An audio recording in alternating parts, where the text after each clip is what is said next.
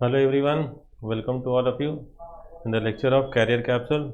Today we will discuss NTA test paper number 50 है ना. So let us start the discussion.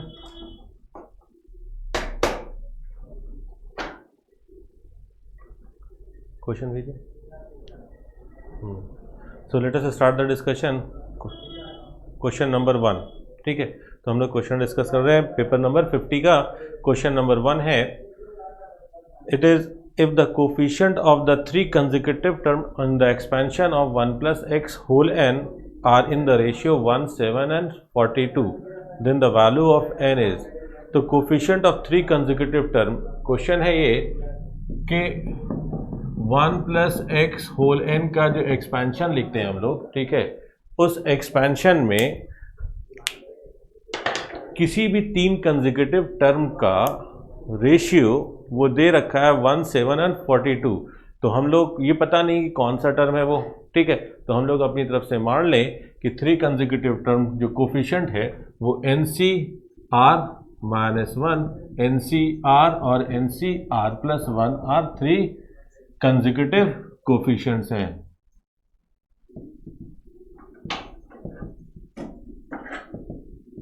ठीक है, तो इन तीनों का रेशियो दे रखा है NCR minus 1 by 1, NCR by 7 and 42. ठीक है, 42 ये दे रखा है. ठीक है, तो इसमें पूछा जा रहा है then the value of n. तो n की वैल्यू क्या है ये बतानी है. ठीक है, तो NCR माइनस 1 जब हम लोग ओपन करेंगे तो ये क्या आएगा, n factorial by r minus 1 factorial into n minus r plus 1 factorial, है ना. NCR क्या हो जाएगा, n factorial by r factorial into n minus r factorial divided by 7, और NCR प्लस 1 क्या आएगा, n factorial by r plus 1 factorial into n minus r minus 1 factorial divided by 42, है ना. n फैक्टोरियल कैंसिल कर सकते हैं. ठीक है, अब हम लोग r माइनस 1, r फैक्टोरियल और r प्लस 1 में सबसे छोटा कौन है, तो r माइनस 1 है. तो बाकी जो बड़ा है उसे छोटे में स्प्लिट कर लेंगे और इसको रिवर्स कर देते हैं. तो ये बन जाएगा r माइनस 1 फैक्टोरियल, ठीक है, n plus R, n minus R plus 1, n minus R और n माइनस आर माइनस 1 में सबसे छोटा ये है. तो इसे स्प्लिट करेंगे तो ये आ जाएगा n minus R plus 1 into n minus R into n minus R minus 1 factorial, है ना. इसको रिवर्स करेंगे तो ये आएगा r into R minus 1 factorial और ये हो जाएगा n minus R into n minus R minus 1 factorial, है ना, इंटू 7. ठीक है, और is equal to right side में जाए r प्लस 1 को स्प्लिट करेंगे, r plus 1 into R minus 1 factorial और यहाँ पे n minus R minus 1 factorial into 42 as it is. ठीक है, तो यहाँ पे हम लोग देख सकते हैं r minus 1 factorial, n minus R minus 1, r minus 1 factorial, n minus R minus 1 factorial, सब में कैंसिल हो रहा है. कैंसिल कर लें तो यहाँ पे क्या बचेगा, n minus R plus 1 into n minus R equal to r minus 1 factorial cancel out, तो हमारे पास r into n minus R into 7 और यहाँ पे क्या बचेगा, r plus 1 into R minus 1 n minus R factorial into 47 ये बचा, है ना. अब हम लोग फर्स्ट सेकंड थर्ड है, ठीक है, तो 1 बाई 1 इक्वेट करके सिंप्लीफाई कर लें अगर, तो हमारे पास यहाँ पर फर्स्ट और सेकंड को इक्वेट करते हैं. ठीक है, from 1 and 2 we will get n minus r plus 1 into n minus r equal to r into n minus r into 7, है ना. n minus r cancel out, तो n minus r plus 1 equal to क्या आएगा, 7r. तो n plus 1 equal to 8r, है ना. इसे 1 कह दिया. ठीक है, इसे आप 4 कह दीजिए. ठीक है, अब फ्रॉम सेकंड एंड थर्ड से आ जाए, फ्रॉम सेकंड एंड थर्ड को इक्वेट करके सिंप्लीफाई करें तो r into n minus R into 7 equal to r plus 1 into R into 42 है. यहाँ से देख सकते हैं r कैंसिल आउट होगा, 7 6 तो ये आएगा n minus are 6r plus 6 है ना। तो यहाँ पे क्या आ जाएगा n minus 6 equal to n minus 6 equal to 7r है ना। इसे हम लोग फिफ्थ कह दें, ठीक है। एंड 4 डिवाइडेड बाई 5 कर लें, 4 डिवाइडेड बाई 5 तो n plus 1 by n minus 6 is equal to 8r by 7r। r cancel out, 7 cross multiply करें, 7n plus 7 8n minus 48 7n, तो ये आ जाएगा n 48 प्लस 7 55। तो n की वैल्यू क्या आ जाएगी 55 है ना। तो इस क्वेश्चन का आंसर हो जाएगा सी ऑप्शन है ना, ऑप्शन सी। क्लियर है। चलिए नेक्स्ट क्वेश्चन में प्रोसीड करते हैं हम लोग। क्वेश्चन नंबर 2 में आते हैं, ठीक है। क्वेश्चन नंबर 2 है the sum of the divisor of 9600, ठीक है। तो सम ऑफ डिवाइजर की बात हो रही है, निकालना है 9600, 9600 का डिवाइजर बताना है। तो इसे हम लोग स्प्लिट करें, 9600 को लिख सकते हैं 96 इंटू 100। 96 कहने का मतलब क्या हो जाएगा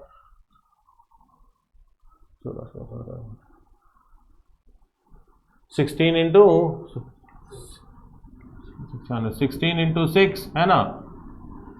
और इसका क्या आ जाएगा 2 स्क्वायर इंटू 4, 4 इंटू 5 स्क्वायर है ना। तो ये आ जाएगा 25 इंटू 400 और ये आ जाएगा 2 to the power 5 into 3 2 square into 5 square. तो it is finally 2 to the power 7 3 into 5 square, यही आ जाएगा है ना। तो 9600 का फैक्टराइजेशन, प्राइम फैक्टराइजेशन हो गया हमारे पास 2 to the power 7 3 into 5 square. अब सम ऑफ डिवाइजर्स क्या होता है, तो सम ऑफ डिवाइजर ऑफ, तो इसके लिए एक थ्योरी है कि अगर कोई प्राइम नंबर कोई नंबर n है और उसका फैक्टराइजेशन करें, prime factorisation alpha 1 p2 alpha 2 p3 alpha 3 and so on. तो सम ऑफ डिवाइजर्स जो होते हैं, सम ऑफ डिवाइजर्स वो होता है क्या हमारे पास 1 plus p1 square plus so on p1 to the power alpha 1, ठीक है, इंटू p2 का 1 plus p2 square plus so on p2 to the power alpha 2, ठीक है। और इसी तरह से 1 प्लस pk तक जाते हैं अगर, तो pk plus pk to the power 2 plus so on pk to the power alpha k। तो this is the formula for calculating the sum of divisors. तो यहाँ पे सम ऑफ डिवाइजर्स क्या आ जाएगा, सम ऑफ डिवाइजर्स लिखेंगे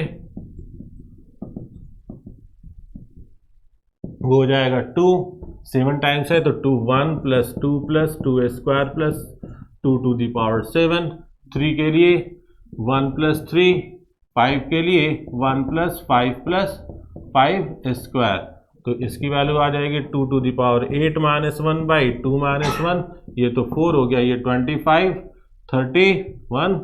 31 है ना। ये आ गया 2 टू द पावर 8 हमारे पास 256 माइनस 1 255 इंटू 124, मल्टीप्लाई करके देख लीजिए, इसका आंसर 31620 आ जाएगा, 31620, ठीक है। तो सम ऑफ डिवाइजर कितने हो जाएंगे 31,620। क्लियर। चलिए ठीक है। तो ये फार्मूला होता है सम ऑफ डिवाइजर्स निकालने का। तो किसी नंबर को प्राइम फैक्टराइज कर लें, फिर सम ऑफ के लिए फार्मूला लगा दें, ठीक है। नेक्स्ट क्वेश्चन में प्रोसीड करते हैं।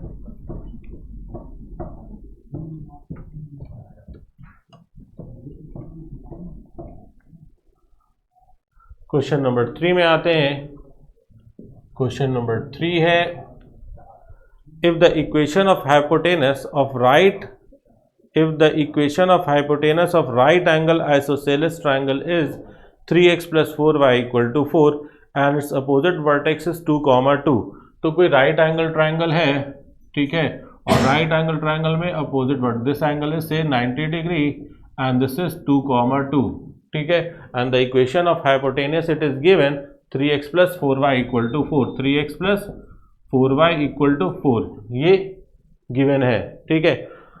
Then the equation of the perpendicular and the base, तो यानी अपोजिट इन साइड्स का इक्वेशन बताना है क्या होगा, ठीक है। तो तो इसके लिए भी आप एक रिजल्ट याद रखिए कि अगर किसी पॉइंट x1 y1 से कोई लाइन पास कर रहा है जो कि थर्ड एंगल के साथ इक्वल एंगल बना रहा हो, अल्फा एंगल बना रहा हो, ठीक है, और इसकी equation x plus B Y plus C मान लें इक्वल टू 0 है, करस्पॉन्डिंगली tan थीटा अगर स्लोप मान इंक्लिनेशन ऑफ स्लोप मान लें थीटा है, that is tan theta equal to minus A by B, तो इस लाइन की जो इक्वेशन लिखेंगे वो इक्वेशन होगा y minus y one tan theta minus alpha m x minus x one, और y माइनस वाई वन दूसरे लाइन की इक्वेशन होगी tan theta plus alpha into x minus x one, ये इक्वेशन होती है।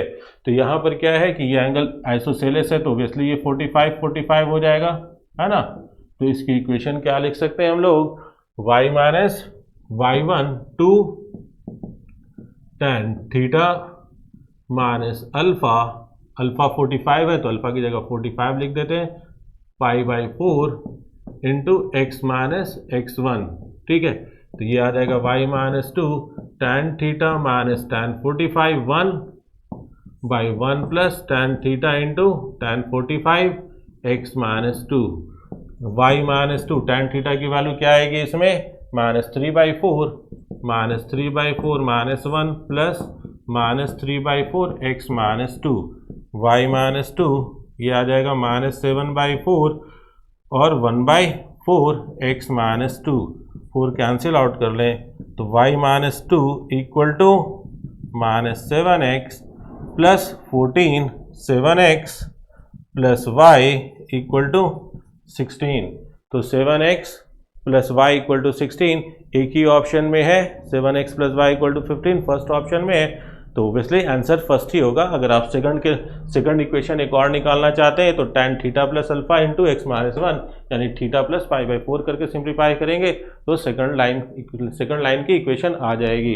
तो इस तरह से इन फार्मूले को यूज़ करके हम लोग रेस्ट ऑफ द लाइन का इक्वेशन लिख सकते हैं, ठीक है। तो ये इंपॉर्टेंट रिजल्ट है, याद रखिएगा। चलिए क्लियर है।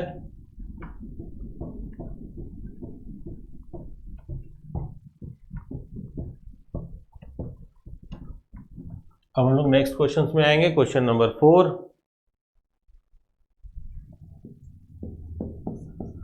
क्वेश्चन नंबर 4 है the equation k cos x minus 3 sin x equal to k plus 1 is solvable if. तो k cos x minus 3 sin x equal to 3 sin x, है ना, इक्वल टू k प्लस 1, ये solvable है। तो कहने ये solvable है इसका मतलब क्या हुआ कि ऑब्वियसली इसकी अपनी एक रेंज है, ठीक है। और अगर ये जो राइट साइड में है, राइट साइड में जो वैल्यू है उस विद इन द रेंज है तो ये सॉल्वेबल होगा, बियॉन्ड द रेंज है तो वो सॉल्वेबल नहीं होगा। जैसे सपोज कर लिए लेफ्ट साइड की रेंज मैक्सिमम से मैक्सिमम 4 हो सकती है और राइट साइड 4 से ज़्यादा दे रखा है तो ऑब्वियसली सॉल्वेबल नहीं होगा। तो इसको सॉल्व करने के लिए 4 से छोटा होना होगा, है ना। तो ओवरऑल हमें इसकी रेंज निकालनी होगी। तो इसकी रेंज क्या आती है, रेंज देखेंगे तो k cos x minus 3 sin x, यानी ये फॉर्मेट कौन सा है, a sin x plus b cos x का है। तो इसकी रेंज क्या होती है हमारे पास, maximum value under root, that is ये जो लेसर इसकी वैल्यू जो होती है under root A square plus B square से छोटी होती है, तो A square plus B square करेंगे तो के स्क्वायर प्लस 9, यानी इसकी value under root K square plus 9 positive से और minus under root K square plus 9 के बीच में होती है ना। तो अब यहाँ पर इसकी जगह पे क्या वैल्यू दे रखा है, के प्लस 1 रिप्लेस कर दीजिए, mod under root K square plus 9, यहाँ भी मॉड है, यहाँ पॉजिटिव स्क्वायर रूट है, स्क्वायर कर सकते हैं आप, कर लें, X plus 1 whole square lesser than K square plus 9, K square plus 2k plus 1 less than K square plus 9, it will be 2k lesser than 8, k lesser than equal to 4। तो k की value क्या आ गई, minus infinity to 4, that is आपका B option, है ना। तो answer कौन सा हो जाएगा, बी, ठीक है। चलिए क्लियर, नेक्स्ट क्वेश्चन में प्रोसीड करेंगे।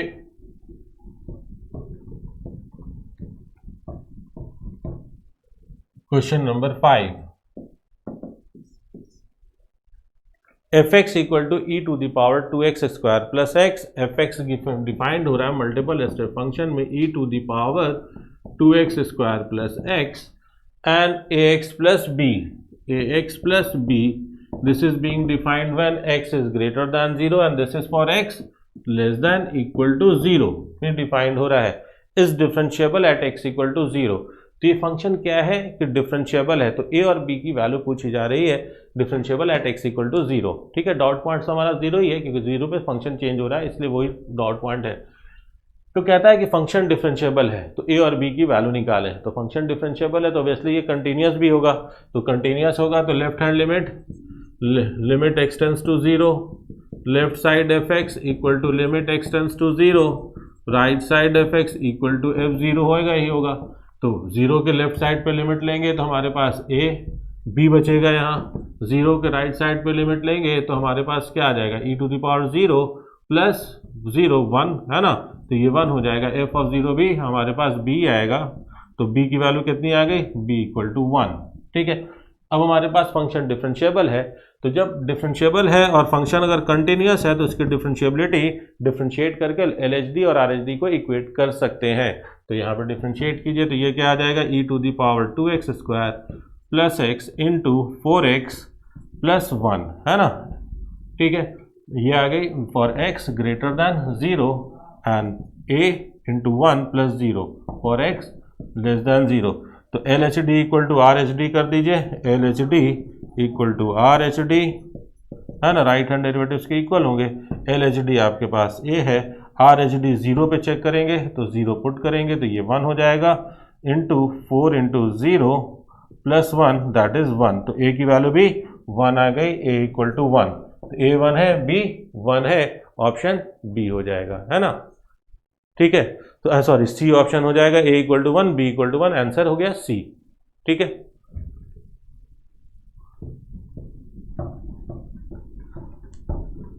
नेक्स्ट क्वेश्चन में आते हैं. Question number 6. क्वेश्चन नंबर 6 है the equation of circle which passes through the point 0, 5 and 6, 1. एक सर्कल है जो कि 0, 5 एंड 6, 1 से पास कर रहा है. ठीक है, a circle, the equation of circle पूछा जा रहा है. We have to find the equation of circle which passes through the point 0, 5 and 6, 1 and whose center lies on the line 2x plus 5y equal to 12. 2x plus 12x plus 5y equal to 25. ठीक है, centre इस line पे लाई कर रहा है. तो इसके कई अप्रोच हो सकते हैं. एक इजियर अप्रोच ये है कि आप जैसे इसमें x कोऑर्डिनेट अल्फा मान लें तो y कोऑर्डिनेट भी अल्फा के टर्म में लिख लेंगे, दोनों का डिस्टेंस इक्वेट कर लेंगे. ठीक है, एक मेथड. दूसरा अच्छा सा मेथड आपको ये मिलेगा कि ऑब्वियसली इसका मिड पॉइंट निकालें तो वो क्या आ रहा है 3 और 5, 3 आ रहा है. तो ये कॉर्ड है, कॉर्ड का परपेंडिकुलर बाइसेक्टर कहाँ से जाता है, सेंटर से, या सेंटर से परपेंडिकुलर ड्राई करें तो कॉर्ड को क्या करता है, बाइसेक्ट करता है. तो इसीलिए मैंने रिवर्स फॉर्म में देखें तो परपेंडिकुलर बाइसेक्टर कॉर्ड का लेंगे तो वो कहाँ से जाएगा, सेंटर से जाएगा. तो हम लोग इस लाइन का इक्वेशन लिख सकते हैं perpendicular bisector to the perpendicular bisector लिख लें. ठीक है, तो यहाँ से क्या आ जाएगा, इसका परपेंडिकुलर बाइसेक्टर 3, 3 से जाएगा. तो इसकी स्लोप क्या है, इसकी स्लोप निकालेंगे, m कह दें तो ये क्या आ जाएगा 1 minus 5 by 6 minus 0 minus 4 by 6 minus 2 by 3. तो इस परपेंडिकुलर का स्लोप क्या आ जाएगा, इसका अगर m डैश कह दें तो m डैश की वैल्यू क्या आ जाएगी 3/2. तो इस लाइन की इक्वेशन क्या आ जाएगी परपेंडिकुलर बाइसेक्टर की, y minus y1 m into x minus x1 2y minus 6 equal to 3x minus 9. तो 3x plus 2y equal to minus 3 है ना. 3x माइनस 2y प्लस 3 है ना. तो ये इक्वेशन आ जाएगी इस परपेंडिकुलर बाइसेक्टर की. और अगर हम लोग 12x plus 5y equal to 25 के साथ सिंप्लीफाई करना चाहते हैं तो 4 से मल्टीप्लाई कर दें इसे तो 4x minus 8y equal to 12. Right, दूसरा इक्वेशन है 12x plus 5y equal to 25. अब इन दोनों को सिंप्लीफाई करने के लिए हमने 4 से इसको मल्टीप्लाई किया तो ये कितना हो गया 12x 4 2 ज़ा 8, 4 3 ज़ा 12, ठीक है। अब माइनस कर लें तो 2 - 1 कीजिए तो क्या आएगा 13y equal to 13, y equal to 1, y की वैल्यू 1 पुट करेंगे तो 3x - 2 equal to 3, x equal to 5/3, x coordinate 5/3, तो सेंटर का कोऑर्डिनेट क्या मिल जाएगा 5/3, 1। सेंटर का कोऑर्डिनेट मालूम हो चुका है, आप इस डिस्टेंस से रेडियस आ जाएगा, सेंटर पता है, रेडियस पता है, आप सर्कल का इक्वेशन लिख लेंगे, है ना। तो चलिए सिंप्लीफाई कर लीजिएगा, आंसर आपका आ जाएगा, ठीक है। अब हम लोग नेक्स्ट क्वेश्चन में प्रोसीड करते हैं।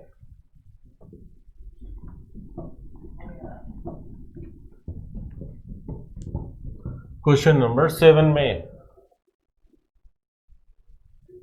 क्वेश्चन नंबर 7 देखते हैं क्या है कि a function f which is being defined from integer to integer, integer से इंटीजर में डिफाइंड हो रहा है, यानी इनपुट भी इंटीजर आउटपुट भी integer, is defined as f of n equal to n+1 and n/2. n+1 से we are defining the function is being defined for n+1 when n belongs to odd integer. n अगर odd है तो इसे कैसे define करना है n+1 से, और n अगर इवन है तो कैसे डिफाइंड होगा n/2 से, ठीक है।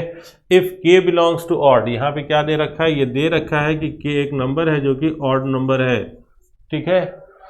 Then f of fk, f of fk की वैल्यू कितनी है 33 है, ठीक है। तो चलिए अब हम लोग, तो पूछा जा रहा है इसमें then sum of digit of k, तो sum of digit of k निकालना है, sum of digit of k पता करनी है, ठीक है। तो हम लोग k निकाल लेंगे, उसका डिजिट का सम कर लेंगे। तो चलिए पहले आते हैं k के बारे में क्या दे रखा है, k belongs to odd. Solution में आते हैं, k बिलोंग्स टू ऑड है, तो k बिलोंग्स टू ऑड है तो f ऑफ k क्या आ जाएगा, तो ऑड के लिए ये डिफाइंड है n+1, दैट इज ये k+1 हो जाएगा। तो k ऑड है तो k+1 क्या आ जाएगा, इवन, है ना। तो ये बन गया k+1 जो कि इवन नंबर है, तो ये एक इवन नंबर बन गया। अब हमारे पास f ऑफ k इवन है, तो f ऑफ इसके अंदर क्या पुट कर रहे हैं, इवन नंबर पुट कर रहे हैं, f ऑफ k इवन है, तो इवन जब पुट करेंगे यहाँ पे तो क्या डिफाइंड होगा, ये डिफाइंड होगा k+1/2 से, है ना। f ऑफ k+1/2 से ये आएगा। अब k+1/2, ठीक है, k+1/2 आ गया, ठीक है। तो k+1/2 क्या हो सकता है, तो k+1 इवन है, इवन को अगर 2 से डिवाइड करेंगे तो वो क्या आएगा, इवन भी आ सकता है और ऑड भी आ सकता है, तो ये दोनों हो सकता है, may be even may be odd, may be even और मे बी ऑड, है ना, मे बी इवन और मे बी ऑड, ये ऑड और इवन दोनों हो सकता है। तो चलिए हम लोग केस लेना पड़ेगा कि अगर k+1, तो इसमें मान लेते हैं अगर कि से इफ k+1/2 ऑड है, अगर ये ऑड है, ठीक है, तो हमारे पास, तो यहाँ पर हम लोग इस ऑड नंबर को पुट करना है, यानी यहाँ पे हमें क्या पुट करना है, इस f के निकालने के लिए, थर्ड f निकालने के लिए यहाँ पे हम लोग क्या पुट करने जा रहे हैं, ऑड नंबर। तो ऑड पुट करेंगे तो हमारे पास क्या आ जाएगा, k+1/2, यानी f, कहने का मतलब ये हो गया कि f ऑफ k, ठीक है। तो हमने यहाँ पे f में क्या पुट किया है, ये पुट कर रहे हैं f ऑफ k, और इससे हम लोग क्या ले रहे हैं, ऑड ले रहे हैं, k+1/2 को ऑड ले रहे हैं, तो यहाँ पुट करेंगे तो ये क्या बन जाएगा, k+1/2 +1 आ जाएगा, और इसकी वैल्यू क्या दे रखी है 33, k+1/2 +1, तो 1 माइनस करेंगे 32 आएगा, k+1/2, k+1/2 क्या आ गया 32, विच इज इवन, k+1/2 की वैल्यू क्या आ गई, इवन आ गई, मान क्या आ रहे हैं, ऑड, नॉट पॉसिबल, है ना। तो और ये ऑड माना है, ऑड है, तो और ये इवन है तो नॉट पॉसिबल, है ना, तो ये पॉसिबल नहीं है। तो इसका मतलब k+1 ऑड नहीं है, k+1 इवन है, तो k+1 अगर इवन है तो हम लोग के पास k+1 इवन है, तो हम लोग फिर कैसे डिवाइड करेंगे, तो ये इवन है, इवन के लिए k+1/2 हो जाएगा, तो इसका मतलब f ऑफ k की वैल्यू कैसे डिफाइंड होगी, ये हो जाएगी k+1/2, 1/2 डिवाइडेड बाई 2 हो जाएगा, और इसकी वैल्यू क्या दे रखी है 33, तो k प्लस 1/2 है ना। हमारे पास कितना हो जाएगा ये, तो k प्लस 1/4 हो जाएगा है ना। तो यहां पर इससे क्या आ जाएगा k प्लस 1/2 इंटू 2, ठीक है। तो ऐसे भी देख सकते हैं k प्लस 1/2 2 मल्टीप्लाई करेंगे 66 हो जाएगा, तो k प्लस 1/2 इवन लेके चल रहे, if k plus 1/2 belongs to even, तो इस केस में हमारे पास इवन आ रहा है ना 66, तो इवन है, तभी इसे सॉल्व करेंगे तो जो आंसर होगा वही आएगा k plus 1 equal to 132, k equal to 131। तो k की वैल्यू कितनी आ गई 131। तो पूछा क्या है सम ऑफ डिजिट, तो सम ऑफ डिजिट क्या हो जाएगा, सम ऑफ डिजिट 1315 है ना। तो सम ऑफ डिजिट 5 हो जाएगा, तो answer would be 5, that is B option. Clear, ठीक है। चलिए हम लोग नेक्स्ट क्वेश्चन में प्रोसीड करते हैं।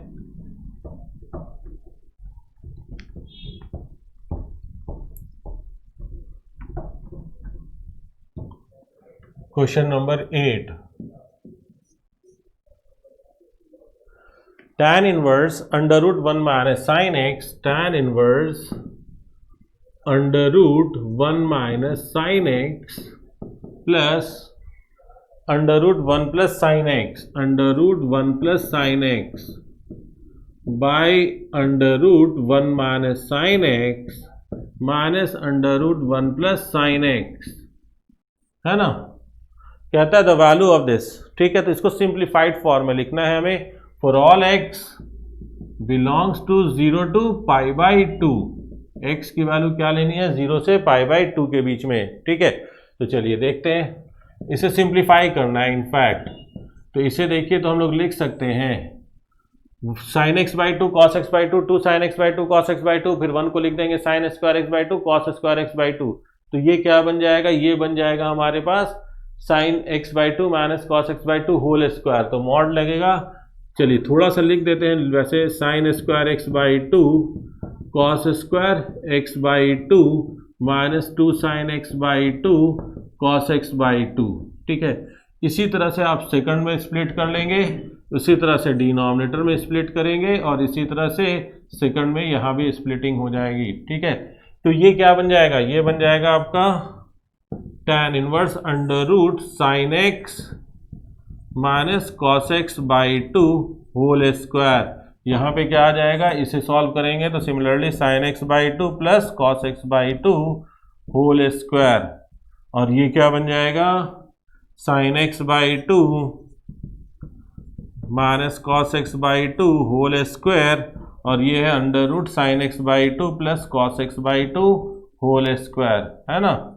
अब यहाँ पे जब स्क्वायर रूट हटाएंगे, स्क्वायर से स्क्वायर रूट कैंसिल करेंगे, तो सबसे इंपॉर्टेंट पार्ट यहाँ पे सिर्फ एक ही चीज़ है, और इस क्वेश्चन को देने का भी पर्पस यही है कि आप स्क्वायर रूट कैंसिल तो करें but direct sine x minus cos x/2 ना लिखें। अगर लिखेंगे तो आंसर आपके लक पे डिपेंड कर जाएगा कि वो आपने sign x minus cos x/2 लिखा है या cos x/2 minus sine x/2 लिखा है, उस पर डिपेंड कर जाएगा, ठीक है। तो लक से आंसर नहीं लाना है, कंसेप्ट से आंसर लाना है, ठीक है। तो इसलिए हम लोग इसे प्रॉपर वे में चलेंगे, स्क्वायर से स्क्वायर रूट कैंसिल करेंगे तो मॉड लगाएंगे, ठीक है। तो इसलिए मॉड देना जरूरी है, ठीक है। cos x/2, तो यहाँ पे क्या आ जाएगा sine x/2 minus cos x/2 plus mod of sine x/2 plus cos x/2। अब इसे सिंप्लीफाई करने के लिए क्या करना होगा, मॉड हटाना होगा। कंडीशन क्या है, x 0 से π/2 है, तो x/2 की वैल्यू क्या हो जाएगी 0 से π/4, है ना। 0 से π/4 हो जाएगा। 0 से π/4 में cos बड़ा होता है या साइन, ऑब्वियसली cos बड़ा होता है, तो इसलिए cos बड़ा है, तो इसे ओपन करते हुए हम लोग मॉड हटाएंगे तो cos x/2 minus sine x/2 लिखेंगे। तो tan इनवर्स इसे लिखना होगा हमें cos x/2 minus sine x/2, और ये चूंकि ये तो पॉजिटिव है, ये 0 से π/4 में दोनों पॉजिटिव है, तो इनका समेशन तो पॉजिटिव होगा, तो इनका मॉड तो अपने आप यूं ही हट जाएगा, sine x/2 cos x/2 divided by यहाँ पे cos x/2 minus sine x/2 due to the same reason, है ना। ये आ जाएगा sine X by two by plus cos X by two. ठीक है, तो ये sine X by two cancel कीजिए, cos X by two cancel, यहाँ तो माइनस था, सॉरी यहाँ पे I did the mistake, so it is minus, so it is minus, तो minus sine X by two minus, तो here cos X by two cancel होगा, तो ये क्या आ जाएगा माइनस, ये cos X by two cancel करें तो ये आ जाएगा tan inverse 2 cos x by to, 2 sin x by to, 2 cancel, cos x by two by minus sine X by to. tan inverse का माइनस बाहर आता है तो क्या होता है, सिंपली माइनस आ जाता है डायरेक्टली बाहर, tan इनवर्स ये बन जाएगा cot x बाई टू, है ना। और इसे क्या लिख सकते हैं, tan inverse cot x by two को tan pi by two minus X by two, है ना। अब यहाँ pi by two minus X by two की value minus pi by two से पाई बाई टू के बीच में, तो tan इनवर्स tan कैंसिल हो जाएगा, और यहाँ पर माइनस साइन ऑलरेडी है जो सॉल्व किया मैंने, तो ये यहाँ से tan से tan कैंसिल हुआ, तो ये क्या आ जाएगा, माइनस से मल्टीप्लाई करेंगे, ये पाई बाई टू, ये प्लस एक्स बाई टू, तो आंसर क्या हो जाएगा, X by two minus pi by two. तो this would be the answer of this question, X by two minus pi by to.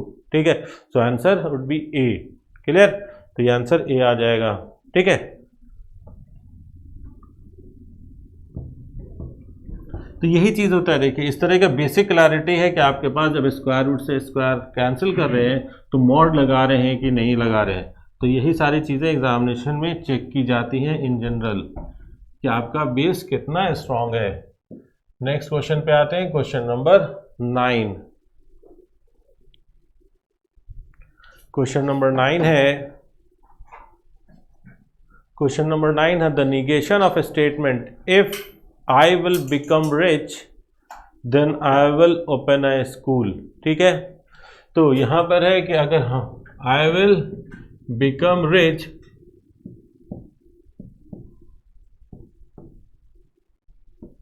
then I will open a school।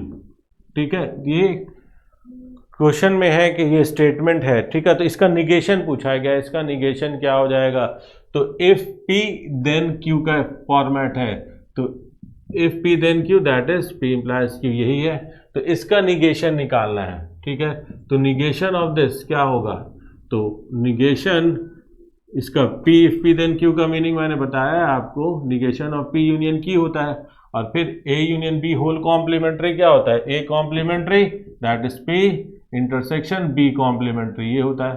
तो ये क्या आ गया, P एंड, ठीक है, तो इसका मतलब क्या आ गया आपका कि हमारे पास P एंड Q, तो I will become rich, if I will become rich then I will not open a school, है ना। तो I will become rich then I will become rich, I will not open a school, तो इसका मतलब हो गया first option, I will become rich and I will not open a school, है ना।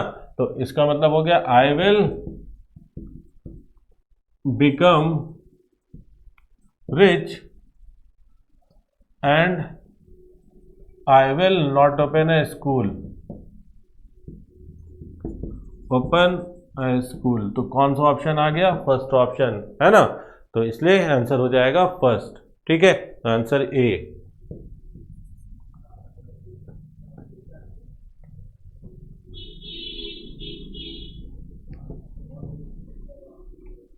क्वेश्चन नंबर 10 में आएंगे,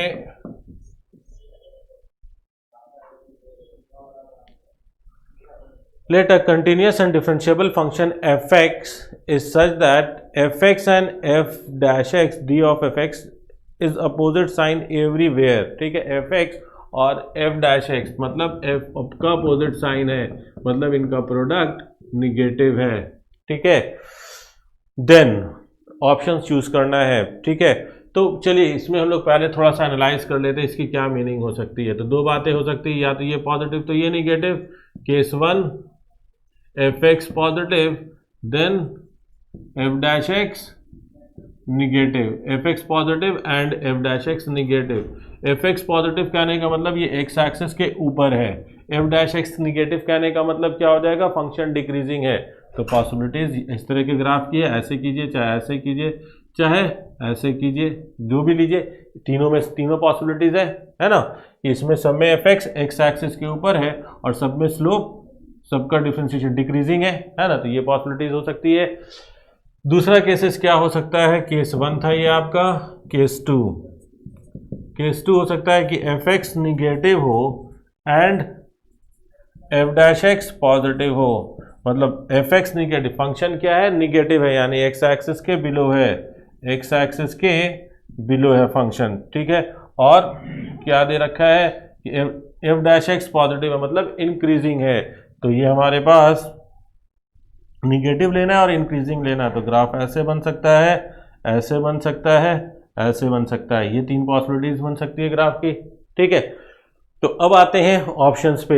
F dash x is always increasing, तो एफ डैश एक्स तो ऑलवेज इंक्रीजिंग नहीं है, यहाँ देख रहे हैं डिक्रीजिंग है, तो फर्स्ट ऑप्शन नहीं होगा। F x is always increasing नहीं है, ठीक है, दोनों में इंक्रीजिंग कहाँ आ रहा है, ठीक है। Mod of F x is non decreasing, ठीक है, तो मॉड ऑफ एफ एक्स 0 भी हो सकता है और नॉन डिक्रीजिंग, तो यहाँ पे मॉड ऑफ एफ एक्स, तो इसमें मॉड लगाएंगे तो क्या रहेगा, एज इट इज रहेगा। इसमें मॉड लगाएंगे तो इसका क्या बन जाएगा, तो इसको मॉड लगाने के लिए हम डॉट डॉट कर देते हैं और मॉड लगा के ऊपर भेज देते हैं, ठीक है। तो इसका मॉड हमारे पास कुछ, इसका ग्राफ बनाएंगे तो हमारे पास ऐसे बनेगा, ठीक है, इसका तो एज इट इज रह जाएगा और इसका एज इट इज बन जाएगा, ठीक है। तो इसका हमारे पास ऐसा बन जाएगा, ठीक है। तो इस ग्राफ में देखें तो हमारे पास देखिए, तो इसका एक सेकंड, इसका इमेज लीजिए, 1 बाय 1 लेते हैं इमेज, ठीक है, तो तभी क्लियर होगा, ठीक है। तो जैसे ये है तो इसका इमेज लेंगे तो हमारे पास कैसा आएगा, इसका इमेज कुछ इस तरह से बनेगा। इसका इमेज की बात करेंगे तो ये ऐसे आएगा, इसका इमेज लेना है ना इस लाइन का, ये ऐसे है तो ये ऐसे होगा, ठीक है। अब इसका इमेज लेंगे तो ये नीचे से आ रहा है तो ये ऐसे जाएगा ऊपर, ठीक है, इस तरह से बनेगा इसका पॉसिबल इमेज मॉड लगाने पर। कहने का मतलब, तो ये क्या देख रहे हैं कि ये मॉड लगा दिया तो हमारे पास ये इसी तरह का नेचर आ गया, यानी डिक्रीजिंग, तो मॉड ऑफ एफ एक्स कैसा फंक्शन हो जाएगा, डिक्रीजिंग, ठीक है। तो नॉन डिक्रीजिंग कहने का मतलब क्या होता है, इंक्रीजिंग, है ना, तो इंक्रीजिंग, तो नॉन डिक्रीजिंग कहने का मतलब क्या हो जाएगा, इंक्रीजिंग या कांस्टेंट, तो इंक्रीजिंग तो हुआ ही नहीं, ठीक है, तो कांस्टेंट पे ज़्यादा दिमाग क्या लगाना, सिंपल सी बात है कि ये डिक्रीजिंग हो गया, है ना। तो दोनों केस में मॉड लगा दिया, ये फंक्शन एफ एक्स था हमारे पास इस सिचुएशन का, उस पर मॉड लगाएंगे तो ये आ जाएगा, यानी दोनों में डिक्रीजिंग हो जाएगा। तो mod of F x is, तो ये तो एज इट इज रह जाएगा, इसका मॉड ये बन जाएगा which is decreasing,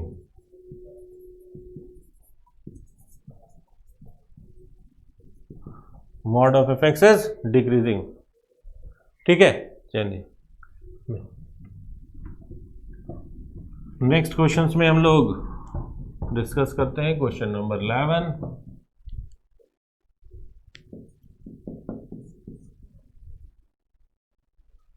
the value of integral, ये सिंपल सा इंटीग्रल है, integral dx by 2x minus 1 under root x square minus x, ठीक है। तो यहाँ पर अगर थोड़ी सी बुद्धि लगा लें तो हम लोग इसे लिख सकते हैं, मतलब बुद्धि ये लगाना है कि 2x माइनस 1, इसको लिख दे 2 से मल्टीप्लाई 2 से डिवाइड, मतलब इनसाइड स्क्वायर रूट 4, ठीक है, 4x, और इसे लिख लें dx बाई 2x माइनस 1, और इसे लिख लें अगर 2x minus 1 whole square minus 1, ठीक है।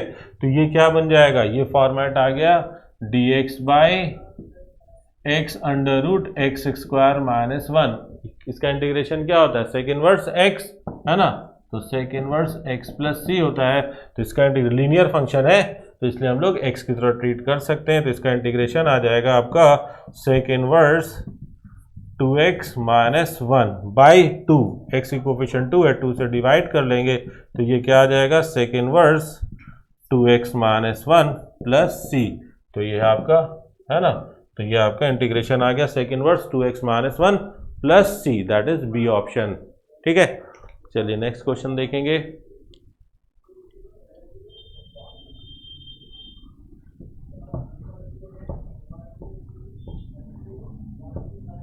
Question number 12, the equation of tangent to the parabola y square equal to 4x plus 5, y square equal to 4x plus 5, ठीक है। तो equation of tangent to the parabola, ठीक है, which is parallel to the line y equal to 2x plus 7, y equal to 2x plus 7, ठीक है। तो कहा जा रहा था equation of tangent to the parabola which is parallel to the line, ठीक है। तो equation of tangent to the parabola, तो ये पैराबोला को थोड़ा रिजॉल्व कर ले तो 4 कॉमन ले लें तो ये क्या आ जाएगा x प्लस 5/4, ठीक है। तो अब Y square equal to 4x पे आप इक्वेशन ऑफ टेंजेंट जानते हैं, तो इक्वेशन ऑफ टेंजेंट क्या आएगा इसमें, equation of tangent parallel to this रखना है, इसका मतलब स्लोप क्या है, स्लोप की वैल्यू 2 है, तो y equal to mx m2 y equal to mx, x की जगह क्या लिखना है x प्लस 5/4, है ना, y equal to mx plus a/m, a की वैल्यू कितनी है तो 1/m कितना है 2, तो ये आ जाएगा 2, तो ये क्या बन गया y equal to 2x plus 5/2 plus 1/2, y equal to 2x plus 3, है ना। तो इक्वेशन ऑफ टेंजेंट क्या आ जाएगा y equal to 2x plus 3, ठीक है। तो equation of tangent to the parabola y square equal to 4ax, इस पे इक्वेशन ऑफ टेंजेंट होता है y equal to mx plus a/m, ठीक है।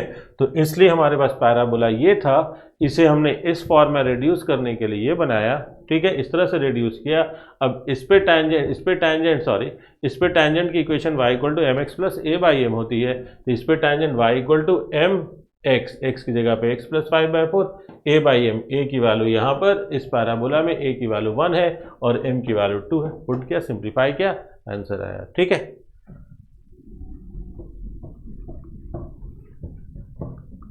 Question number next, it is 13 पे आते हैं, the equation of tangent to the parabola हो चुका है। नेक्स्ट क्वेश्चन में आते हैं, the area of the smaller part of the circle cut off by the line x equal to 1, तो ये सर्कल वेल नोन सर्कल है, x square plus y square equal to 2, है ना, और x equal to the radius है √2 और x equal to 1, smaller part that is this, we have to find the area of this region, है ना, 1 से √2 में, तो कह रहा है क्या, the area of the smaller part of the circle cut off by the line x equal to 1, ठीक है।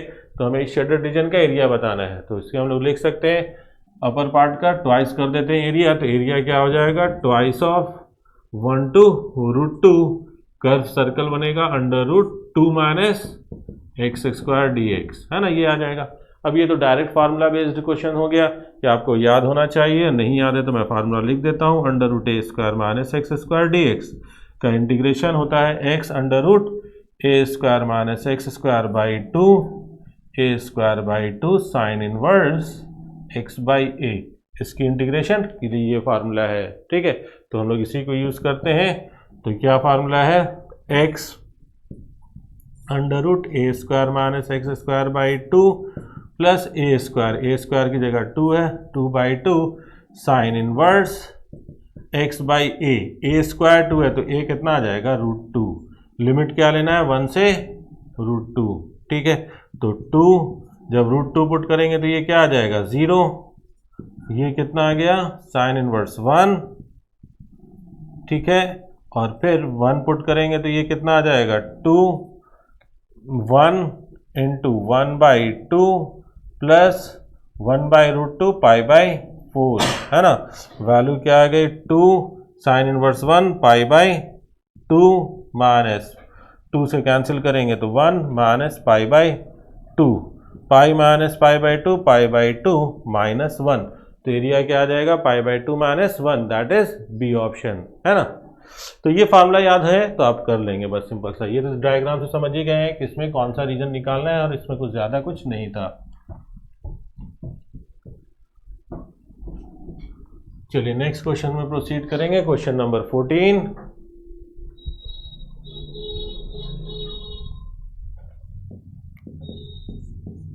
क्वेश्चन नंबर 14 है, if a and b are arbitrary constant, ठीक है, then the order and degree of differential equation of family of curve ax² plus by² equal to 2, यानी differential equation form करनी है और उसके बाद हमें उसकी ऑर्डर के बारे में बताना है कि इसकी ऑर्डर और डिग्री क्या है, ठीक है।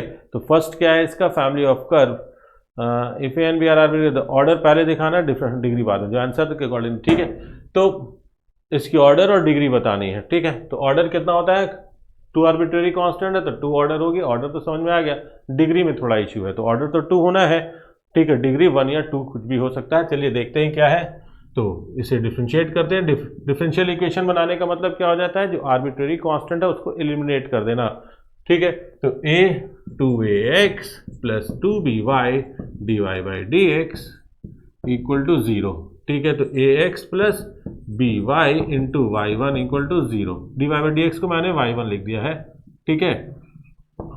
अब एक बार और डिफ्रेंशिएट करते हैं। ये फर्स्ट इक्वेशन है आपका, ये सेकंड इक्वेशन है। अब एक बार और डिफ्रेंशिएट करेंगे, a b, प्रोडक्ट रूल रहेगा, y1 का square plus b y2 equal to 0, y1 का डिफ्रेंशिएशन d2y/dx स्क्वायर, उसको y2 लिख रहे हैं, ठीक है। ये आ गया हमारे पास 3।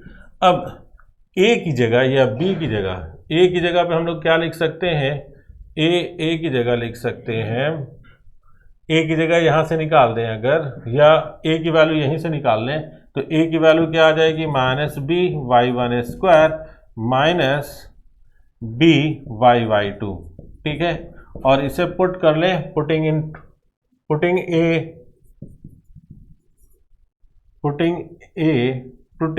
फ्रॉम 3 इंटू 2 में पुट करें, तो a की जगह पुट करें तो x minus b y one square minus b y y two into x plus B y one equal to 0। B common ले लें तो minus y one square minus y two, अच्छा सिर्फ x मल्टीप्लाई होगा, ठीक है। वाई वन इक्वल टू 0, तो क्या आ गया, y one equal to x y one square plus x y two. तो y2 मतलब y क्या d2y/dx स्क्वायर है, इसकी डिग्री 2, इसकी डिग्री कितनी हो गई, डिग्री यानी इसका पावर, तो पावर 1 है, तो डिग्री 1 आ गया, ऑर्डर 2, तो डिग्री 1 ऑर्डर 2, ऑर्डर आपका इसके 2 है। तो ऑर्डर तो आर्बिट्रेरी कांस्टेंट पर डिपेंड करता है, तो ऑर्डर तो 2 होना ही था, डिग्री 1 है, तो पहले ऑर्डर है बाद में डिग्री है, तो 2, 1 आंसर हो जाएगा डी ऑप्शन, है ना। तो चलिए आंसर हो गया डी, क्लियर। चलिए नेक्स्ट क्वेश्चन में प्रोसीड करेंगे।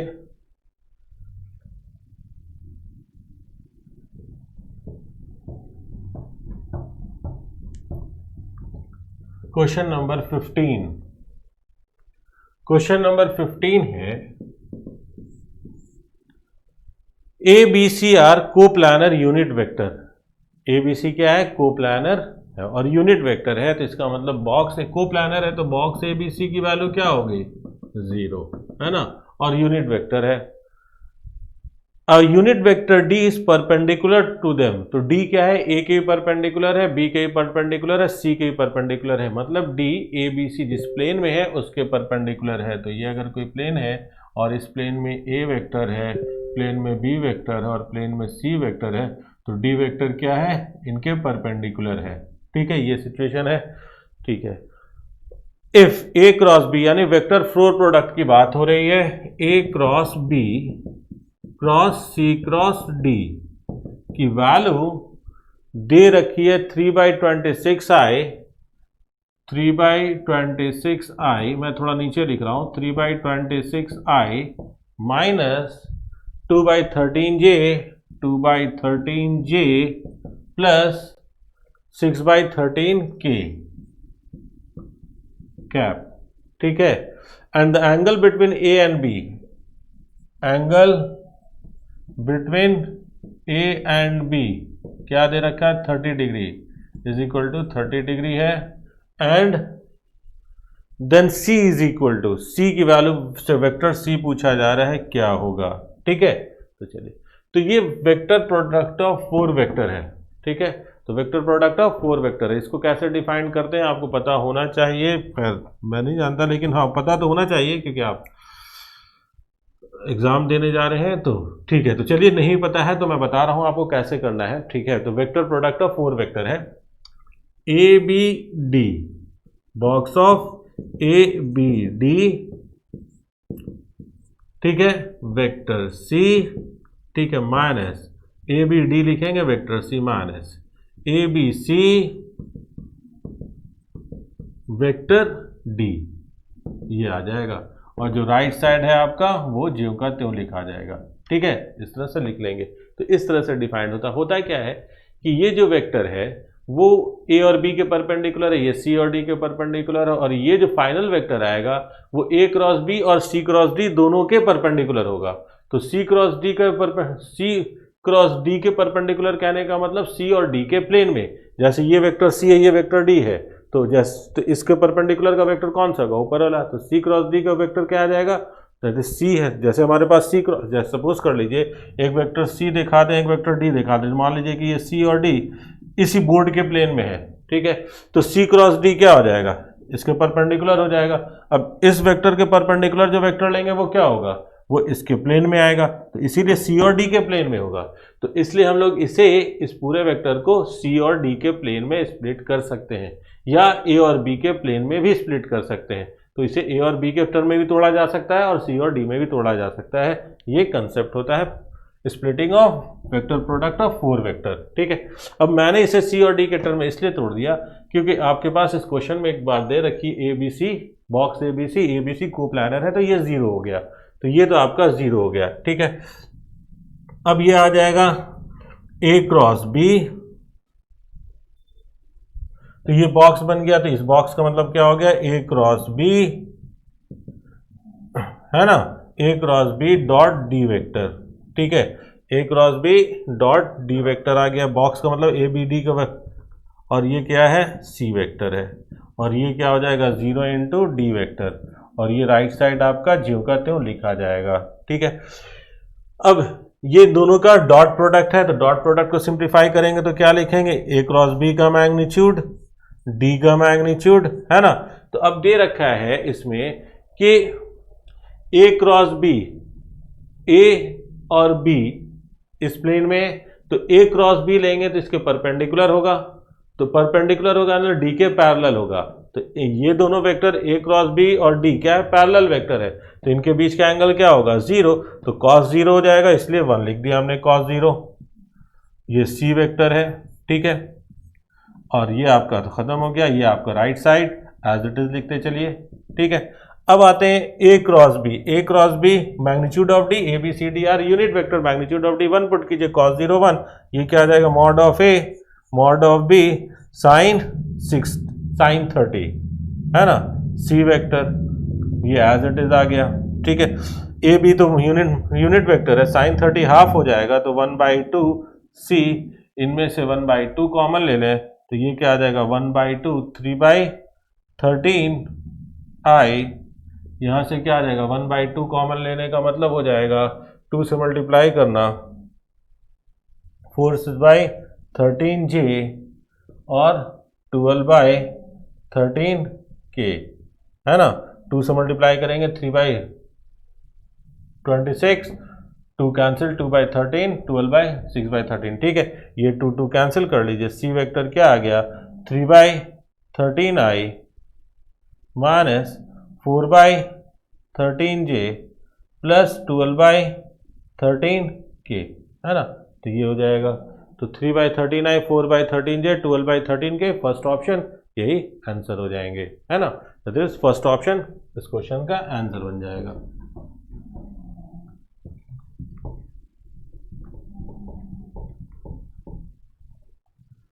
चलिए नेक्स्ट क्वेश्चन में आते हैं, क्वेश्चन नंबर 16। क्वेश्चन नंबर 16 है, क्वेश्चन नंबर 16 है यहाँ पर, direction cosine of normal to the plane, ठीक है, direction cosine of normal to the plane, equation दे रखी है x/2 y/3 z/5, x/2 y/3 z/5, और प्लेन की इक्वेशन क्या है x - 1/2 x - 1/2 y - 1/3 x - 1/2 y - 1/3 z - 1/5, ठीक है। तो यहाँ पे क्वेश्चन पूछा था डायरेक्शन कोसाइन, ठीक है, of normal to the plane containing the line. तो एक प्लेन है जिसमें ये दो लाइन है, ठीक है, ये कोई प्लेन है और इस प्लेन में एक लाइन ये है और एक लाइन ये है, दोनों लाइन सेम पॉइंट से पास कर रहा है, वो दे रखा है आपके पास, नहीं सॉरी, दोनों लाइन पैरेलल है, 2 3 5 है, तो कुछ सिचुएशन ऐसी रही होगी कि एक प्लेन आपके पास, ठीक है, एक प्लेन लाइन ये है, दूसरा लाइन ये, दोनों पैरेलल लाइन है, ठीक है, और ये किससे पास कर रहा है, 0 0 से, और ये 1 1 1 से पास कर रहा है, यानी 0 0 भी और 1 1 भी इसी प्लेन में है, ठीक है। तो इनफैक्ट तो हमारे पास डायरेक्शन रेशियोज, तो हमें क्या निकालना है, डायरेक्शन रेशियो। तो आप इसको कंसेप्ट को आप ऐसे समझिए कि मैं आपको एक बार और ठीक से थोड़ा डायग्राम बड़ा बना दूं तो आपको वो चीज़ मैं दिखा सकूंगा कि जैसे ये लाइन है, सपोज कर लीजिए 0 0 0 से पास कर रहा है फर्स्ट लाइन, और सेकंड लाइन 1 1 1 से पास कर रहा है, ठीक है। तो हमें इस और इस लाइन का पैरेलल है, तो इसका डायरेक्शन रेशियो 2 3 5 है, तो हमें नॉर्मल का डायरेक्शन रेशियो लिखता है, नॉर्मल का direction ratio.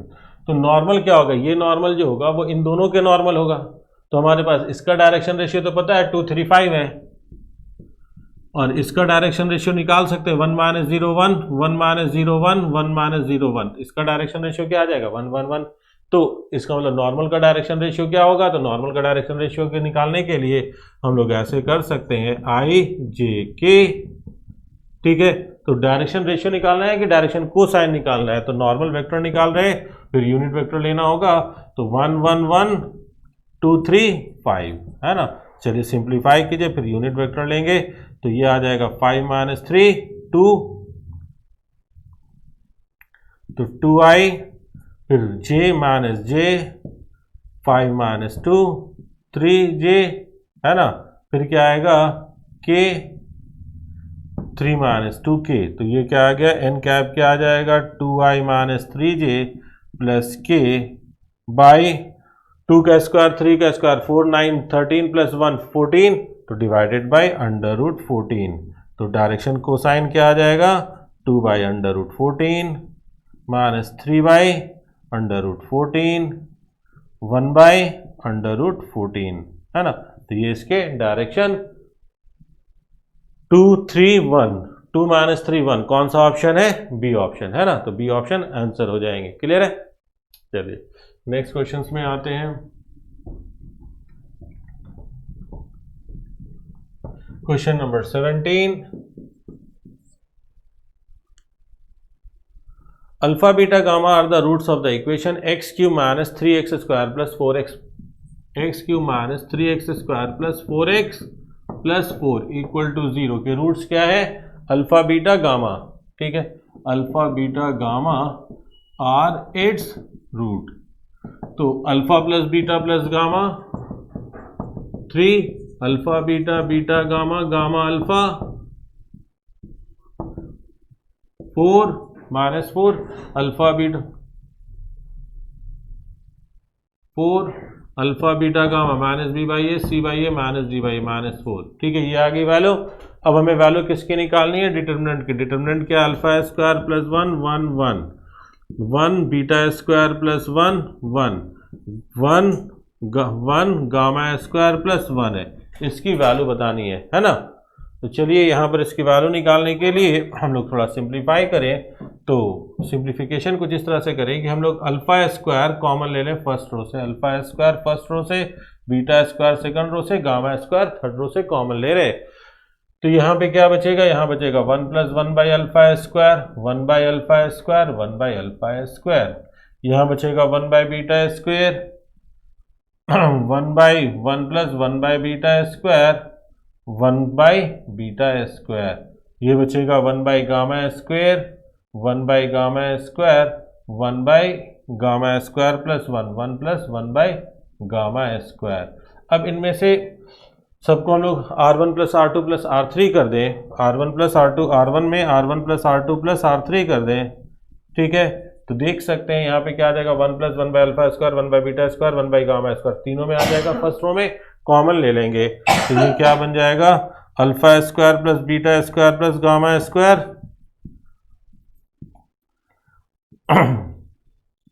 1 plus 1 by alpha square plus 1 by beta square plus 1 by gamma square, ये आ जाएगा। और यहाँ पे फर्स्ट रो में 1 1 1 1 by beta square 1 plus 1 by beta square 1 by beta square 1 by gamma square 1 by gamma square 1 plus 1 by gamma square, ये मिल जाएगा। ठीक है, अब C2 सेकंड कॉलम में फर्स्ट कॉलम को माइनस, थर्ड कॉलम में फर्स्ट कॉलम को माइनस कर लें तो हमारे पास क्या बचेगा, यहाँ पर ये बचेगा alpha beta gamma whole square into 1 plus 1 by alpha square 1 plus 1 by beta square 1 plus 1 by gamma square.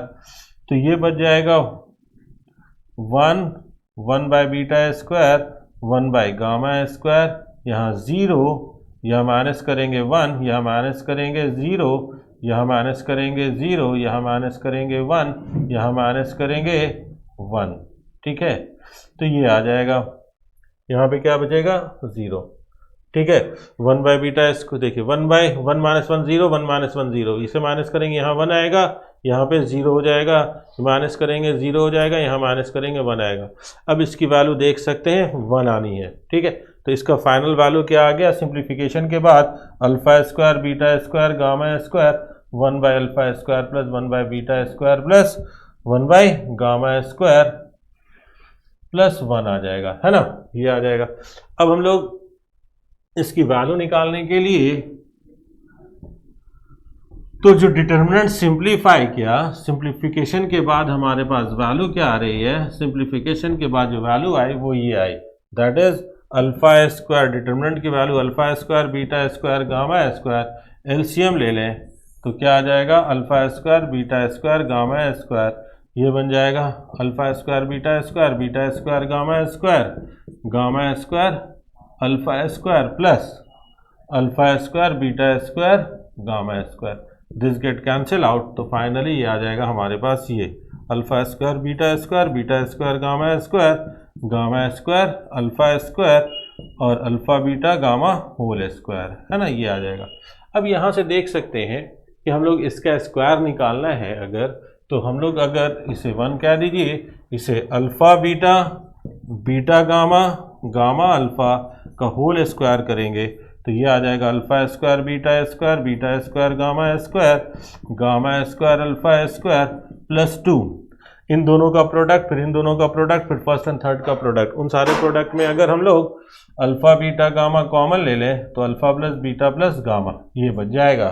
ठीक है, अब हमें वैल्यू किसकी निकालनी है, इसकी वैल्यू तो गिवन है, 4 पुट कर लीजिए, 4 का स्क्वायर, ये तो रिक्वायर्ड है, alpha square beta square gamma square alpha square plus 2, alpha beta gamma की वैल्यू कितनी है -4 पुट कीजिए, alpha plus beta plus gamma की वैल्यू कितनी है 3 पुट कीजिए तो ये आ गया 16, और इसकी वैल्यू कितनी हो जाएगी 16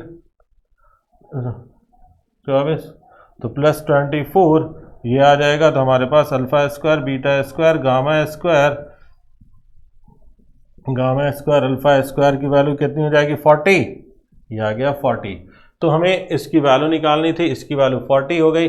अल्फा बीटा गामा की वैल्यू कितनी है -4 का स्क्वायर 16, 40 प्लस 16 56। तो यहाँ पे अगर हम लोग पुट कर लें तो यहाँ पे अगर पुट करेंगे तो वैल्यू क्या मिल जाएगी, इसकी value 40 plus alpha beta gamma -4, है ना, -4 का स्क्वायर दैट इज 56। तो आंसर क्या हो जाएगा 56, है ना। चलिए नेक्स्ट क्वेश्चन में आएंगे हम लोग।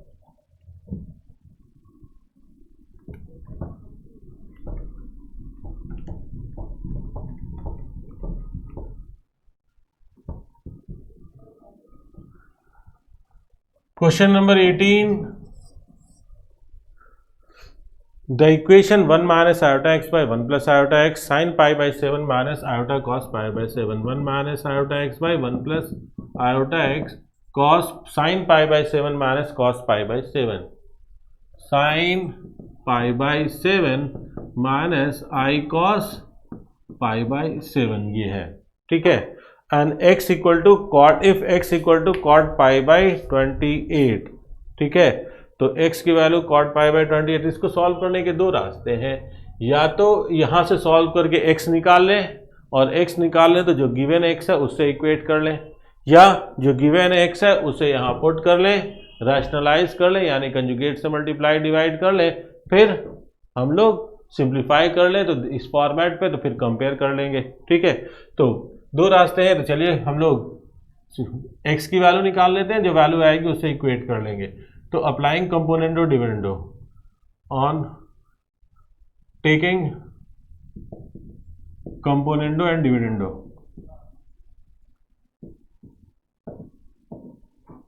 रेशियो प्रोपोर्शन के लिए है ना, तो यहाँ पे कर सकते हैं 1 minus iota x plus 1 plus iota x. हम ऊपर में माइनस कर देते हैं नीचे, तो डिविडेंडो एंड कंपोनेंडो हो जाएगा जब ऊपर माइनस करेंगे। तो खैर चलिए, जो डजंट मैटर के देने डिफरेंस, तो 1 प्लस आयोटा एक्स, कंपोनेंडो लिख दिया पहले इसलिए कंपोनेंडो कर देते हैं, फिर डिविडेंडो कर देंगे, -1 माइनस आयोटा एक्स। तो यहाँ पे क्या आ जाएगा, साइन π/7 माइनस आयोटा कॉस π/7। ऊपर में प्लस किया है लेफ्ट में, तो यहाँ +1, और फिर माइनस किया है डिनोमिनेटर को, तो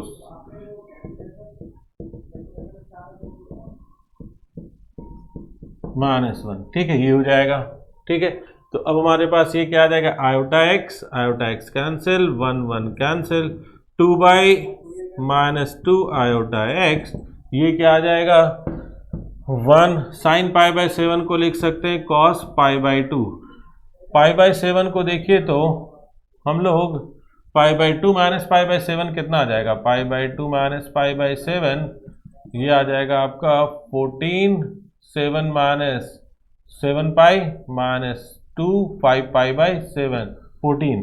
तो इसको हम लिख सकते हैं cos 5π/14, है ना, 90 माइनस π/7 लिख देंगे, तो ये आ जाएगा 5π/14 माइनस +1 लिखा माइनस आई, cos π/7 को लिख सकते हैं साइन 5π/14, फिर यहाँ साइन π/7 को लिख सकते हैं cos 5π/14 -1 माइनस आई साइन 5π/14। ठीक है, तो लेफ्ट में क्या बचेगा, 2 कैंसिल, -1 आयोटा एक्स। ठीक है, तो राइट साइड में हमारे पास थोड़ा सिंप्लीफाई करें तो 1 plus cos theta 2 cos square थीटा/2, 28 minus 2 iota sine 5π/28 into cos 5π/28, sine A 2 sine a/2 cos a/2, या sine 2a 2 sine a cos a, half angle formula में स्प्लिट किया है, -2 साइन स्क्वायर 5π/28 माइनस 2 आयोटा, यहाँ पे लिख सकते हैं हम लोग साइन 5π/28 इंटू कॉस 5π/28। ठीक है, अब यहाँ से -1 आयोटा एक्स, ये देखिए न्यूमरेटर में 2 कॉस 5π/28 कॉमन ले लीजिए, तो यहाँ बचेगा cos 5π/28 minus sine 5π iota sine 5π/28। ठीक है, ये बचेगा, और नीचे से अगर इसको अब माइनस को लिख दें आयोटा स्क्वायर, और आयोटा स्क्वायर लिखने के बाद इसे आयोटा स्क्वायर लिख दीजिए, और फिर -2 आयोटा कॉमन ले लीजिए, -2 आयोटा, तो आयोटा कॉमन ले लीजिए 2 आयोटा सिंपली, तो हमारे पास 2 साइन 2 आयोटा कॉमन लेंगे तो यहाँ पे बच जाएगा 2 आयोटा, मैंने कॉमन लिया, तो यहाँ से बचेगा आई साइन 5π/28, और यहाँ बचेगा माइनस कॉस 5π/28, ये बच जाएगा। ठीक है, और माइनस भी अगर कॉमन ले लें तो और बढ़िया है, यहाँ माइनस आ जाएगा, से आयोटा कैंसिल, माइनस से माइनस कैंसिल, तो x की वैल्यू क्या बच जाएगी हमारे पास, और साइन 5π/8 तो दिखाया नहीं यार, तो दिखाना पड़ेगा ना, -2 आयोटा साइन 5π/28, है ना। तो ये देख सकते हैं cos 5π/28 माइनस आई साइन 5π/28, cos 5π/28 माइनस आई साइन 5π/28, ये पूरा का पूरा कैंसिल हो रहा है। ठीक है, तो यहां पर x की वैल्यू क्या निकल के आई फाइनली, रिवर्स कर दें, यहाँ से 2 से 2 कैंसिल कर लें, ठीक है, और माइनस से माइनस तो हमने कैंसिल कर ही दिया था, ठीक है, और आयोटा से आयोटा भी कैंसिल कर लिया था, तो हमारे पास x की वैल्यू क्या आ गई, साइन 5π/28 साइन 5π/28 बाई कॉस 5π/28। तो x गिवन क्या है क्वेश्चन में, अकॉर्डिंगली x है cot kπ/28, cot kπ/28, और ये क्या आ रहा है, ये आ रहा है tan 5π/28, है ना। इसे क्या लिख सकते हैं, cot के टर्म में लिख लीजिए, तो cot 90 माइनस 5π/28, तो वैल्यू क्या मिल जाएगा हमें, तो ये आ जाएगा cot 28 14 माइनस 5 9π/28, तो k की वैल्यू क्या आ जाएगी 9, है ना। This implies k equal to 9, ठीक है, तो आंसर हो जाएगा k equal to 9, that is D option, ठीक है। चलिए नेक्स्ट क्वेश्चंस में आते हैं। थोड़ा बिट कैलकुलेटिव हो जाता है कुछ क्वेश्चंस, जिसको बगैर कैलकुलेट किए कोई रास्ता नहीं होता है निकालने का। इजी है जरूर लेकिन कैलकुलेटिव थे। चलिए नेक्स्ट क्वेश्चन पे आते हैं। Question number 19, Shubham has 75% of chance और Shubham has 75% chances of attending the annual meet, ठीक है, किसी एनुअल मीटिंग की बात हो रही है, ठीक है, तो होता ही है स्कूल में भी, कॉलेजेस में होते हैं, ठीक है। तो शुभम हैज 75% या, ठीक है, या किसी कंपनी की बात हो, तो Shubham has 75% chance of attending the annual meet, ठीक है।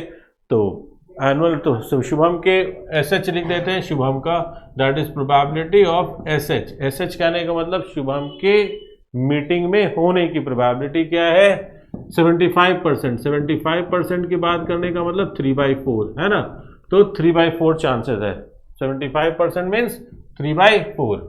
तो SH लिख दिया, SH क्या है, शुभम के प्रेजेंट होने की, Shubham event of Shubham to be present, Shubham का हमने SH लिख दिया, ठीक है। Shikha 90% of chance if Shubham also attend, ठीक है। तो अगर यहां देता है क्या कि Shikha has 90% of chance if Shubham also attend, otherwise she has 40% of chance of attending meet, ठीक है। तो अगर शुभम आता है तो शिखा के उस मीटिंग में प्रेजेंट होने की चांसेस क्या है, 90% है, और अगर शुभम नहीं आता है तो उसमें शिखा के आने की 40% प्रोबेबिलिटी है, दैट इज 40% चांसेस है। तो शिखा को SK से लिख देते हैं, तो SK शिखा के लिए यूज कर लेते हैं, SK शिखा के लिए event of Shikha to be present, ठीक है, प्रेजेंट होने के लिए, शिखा के प्रेजेंट होने के लिए SK। तो शिखा का प्रेजेंट होना कब, जब शुभम प्रेजेंट है, तब दे रखा है 90%, यानी 9/10, ठीक है। और शिखा का प्रेजेंट होना कब का दे रखा है, जब शुभम प्रेजेंट नहीं है, तब कितना दे रखा है, 40%। 40% मतलब 2/5, है ना, 40/100 दैट इज 2/5, ठीक है। आई गॉट, ठीक है, if I go to the annual meeting, अगर मैं मीटिंग में जाता हूं and see Shikha is there, Shikha है वहां पर, then the probability that Shubham is also there, तो इस बात की प्रोबेबिलिटी क्या है कि शुभम भी वहां है। यानी सपोज यहां पे क्या क्वेश्चन ऐसे है कि किसी मीटिंग में शुभम के होने की प्रोबेबिलिटी क्या है एनुअल मीट में, वो है 3/4, 75% 3/4 है। शिखा पे कंडीशन है कि शिखा का है कि जब शुभम रहेगा तो उसकी प्रोबेबिलिटी 90% है, और शुभम नहीं रहेगा तो उसकी प्रोबेबिलिटी 40% की हो जाती है, यानी 2/5 हो जाता है, ठीक है। अब ये रैंडमली मीटिंग हुआ, ठीक है, और उसमें देखा गया कि जैसे ऑब्जर्वर में आप ही जाके हम ही देख रहे, तो हमने देखा कि शिखा तो है, तो इस बात की क्या प्रोबेबिलिटी है कि शुभम भी है, ठीक है। तो चलिए यहाँ पे देखते हैं कि क्या दे रखा है कि शिखा जो है मीटिंग में है, तो हमें इस बात की प्रोबेबिलिटी बतानी हो कि शुभम भी मीटिंग में है, ठीक है। तो इसका कंडीशन, तो ये कंडीशन बेस थ्योरम पे चला गया। तो इसके लिए क्या करेंगे हम लोग, Shikha by Shubham into probability of presenting of Shubham by Shikha when Shubham is present into probability of presenting Shubham into probability of Shikha to be present when Shubham not present into probability of Shubham not to be present। तो शिखा meeting में दो situation में हो सकती थी। एक situation ये था कि हो सकता है कि शुभम हो तब शिखा है, हो सकता है शुभम ना भी हो तब भी शिखा प्रेजेंट है ना। तो हमें निकालना था कि एक्चुअली दो सिचुएशन आ रही है कि शिखा होने के प्रेजेंट होने की, कि शुभम होने में भी प्रेजेंट हो सकती है वो, और शुभम के नहीं होने भी प्रेजेंट हो सकती है। तो हमें यहाँ बताना है कि शिखा उस कंडीशन में प्रेजेंट है जिसमें शुभम भी मीटिंग में है, इस बात की प्रोबेबिलिटी बतानी है। तो हम लोग कुछ इस तरह से लिख सकते हैं, ठीक है। तो आपके पास यहाँ पे क्या क्या दे रखा है, ठीक है। तो शिखा व्हेन शुभम इज प्रेजेंट, ठीक है, प्रेजेंट ऑफ शुभम। तो चलिए, तो शुभम के प्रेजेंट होने की ये है, शुभम के प्रेजेंट नहीं होने की प्रोबेबिलिटी कितनी हो जाएगी, 1/4। 3/4 प्रेजेंट होने की है तो 1/4, ठीक है। तो चलिए हम लोग सिंप्लीफाई करते हैं। तो शिखा प्रेजेंट होने की, जब शुभम प्रेजेंट है तो 9/10। प्रेजेंट ऑफ शिखा का हमारे पास शुभम का प्रेजेंट होने की प्रोबेबिलिटी 3/4, 9/10 इंटू 3/4। शिखा जब शुभम नहीं प्रेजेंट है तब होने की प्रोबेबिलिटी इसकी 2/5 है, और प्रेजेंट शुभम के नहीं होने की प्रोबेबिलिटी कितनी है, 1/4, ठीक है। तो हम लोग 10 4 तो यहाँ पे 2/5 है तो इसको हम लोग 4/10 कर दें, सो दैट कि आसानी से हम लोग कैंसिल कर लें।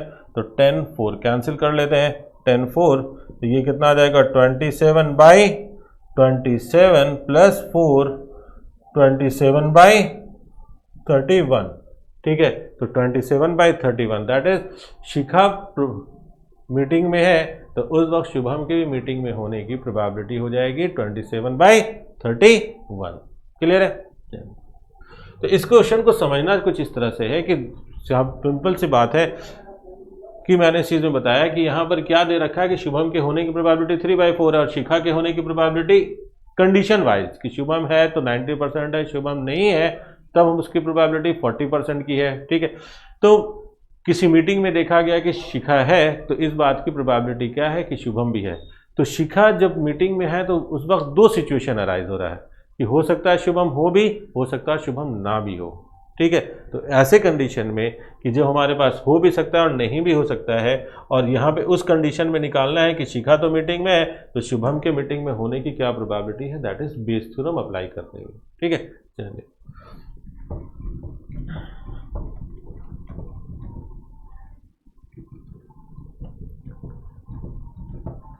नेक्स्ट क्वेश्चन पे आते हैं, question number 20। Let a and b be two matrices such that order of a is 5/7। A का ऑर्डर क्या है, 5/7, ठीक है। And if a transpose b and b a transpose both are defined, a transpose b, a transpose b, तो a transpose b, b का order दे रखा है, नहीं दे रखा है ना, तो बी का मान लेते हैं, ठीक है। चलिए बी का मानने की जरूरत नहीं है। तो ए ट्रांसपोज का मैट्रिक्स कितना हो जाएगा, 7/5। तो a transpose into be defined होने के लिए जरूरी है कि बी का ऑर्डर कितना होना चाहिए, 5 तो होना ही चाहिए, है ना।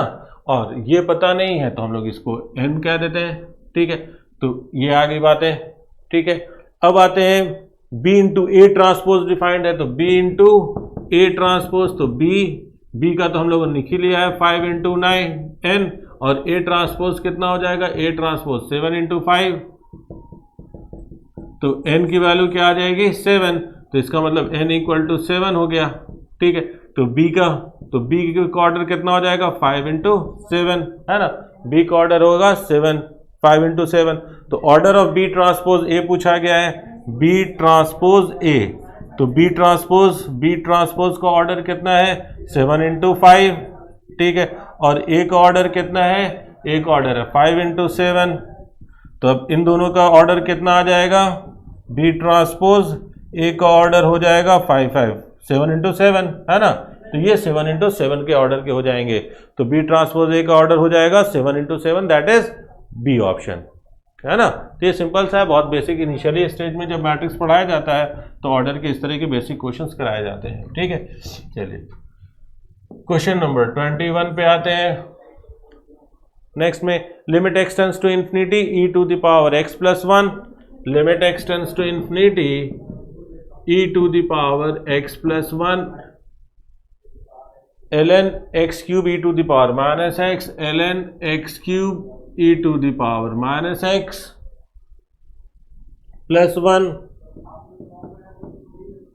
Divided by sine cube 2x, sine cube of 2x, है ना। इसकी लिमिटिंग वैल्यू निकालनी है x टेंडिंग टू इन्फिनिटी पे। e की वैल्यू 2.7 है, तो limit x tends to infinity, ये क्या आ जाएगा e into e to the power x। अब देखिए x की यहाँ पे क्या है ना ln, इसे x by E to the power x plus 1 by sine cube of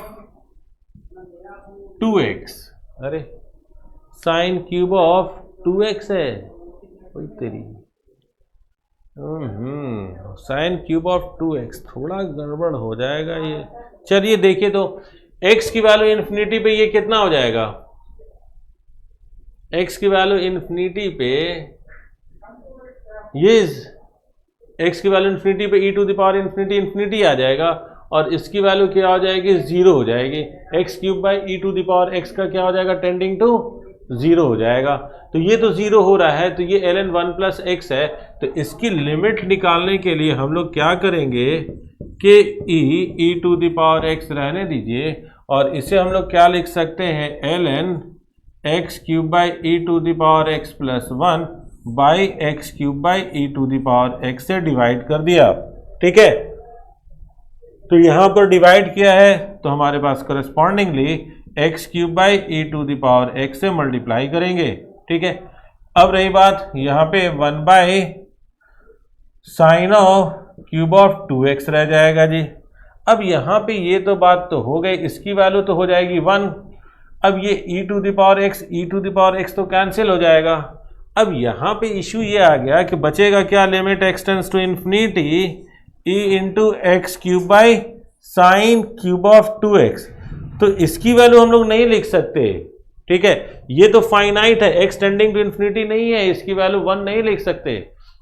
ठीक है, तो इसकी वैल्यू हम लोग 2 से डिवाइड कर लें, मल्टीप्लाई कर लें, और फिर वैसा कर दें तो फिर गलत हो जाएगा। ये गलत क्वेश्चन है।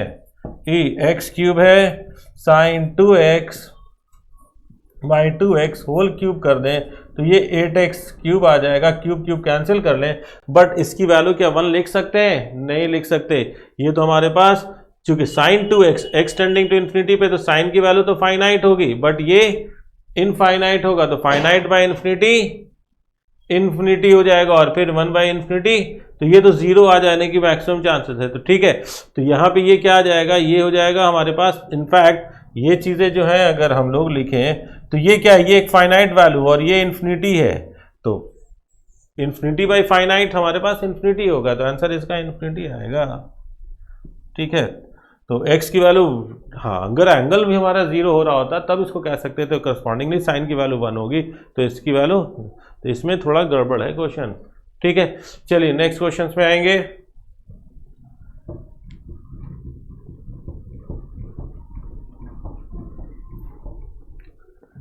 Question number 22.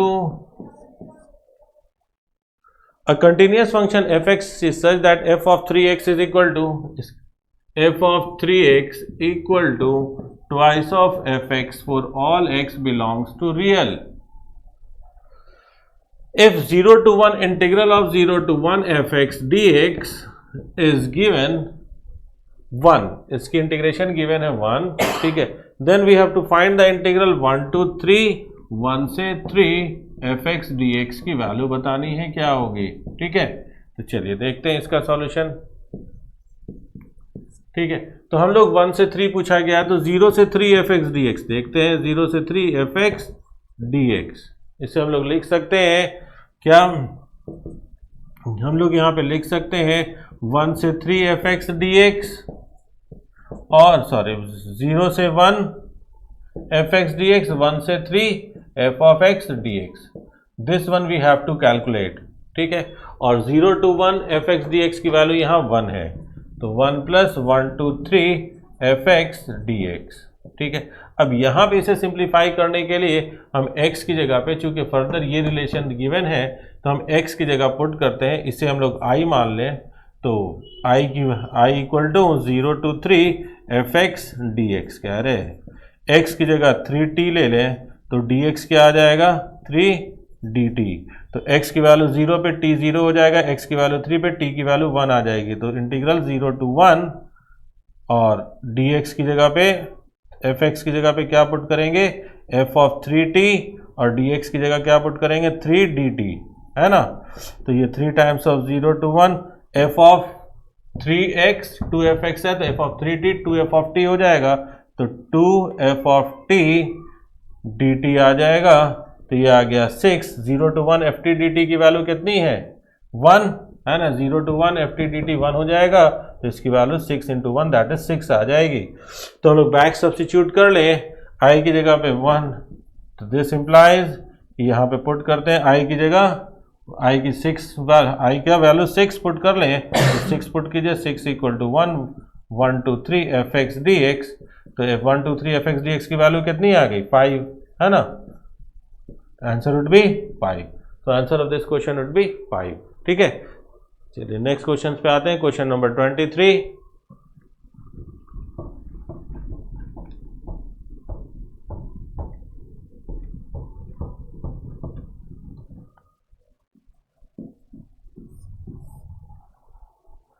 The sum of first 50 term of the series 3 7 21, sum calculate करना है 3 7 13 21 31